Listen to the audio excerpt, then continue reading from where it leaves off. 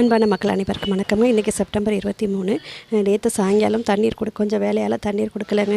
அப்படியே செடிகள்லாம் அப்படியே வாடி போயிடுச்சுங்க. இப்போ காலையில் வந்து தான் தண்ணீர் கொடுத்தேன். தண்ணீர் வந்து பாருங்கள், எல்லாருக்கும் ரொம்ப ரொம்ப அவசியம் இல்லையாங்க. தண்ணீர் இல்லாமல் யாராலுமே வாழ முடியாது.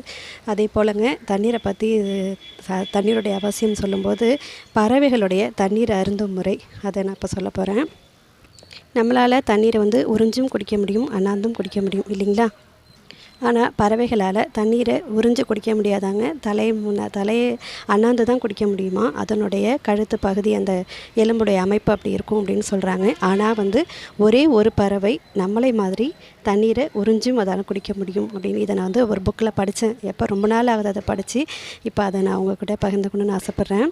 அது எந்த பறவை அப்படிங்கிறது உங்களுக்கு தெரியுமா? அது புறா தாங்க. புறாவால் நம்மளை மாதிரி தண்ணியை உறிஞ்சும் குடிக்க முடியும். இந்த தகவல் பிடிச்சிருந்ததுன்னா நீங்களும் நம்ம சேனலை சப்ஸ்கிரைப் பண்ணி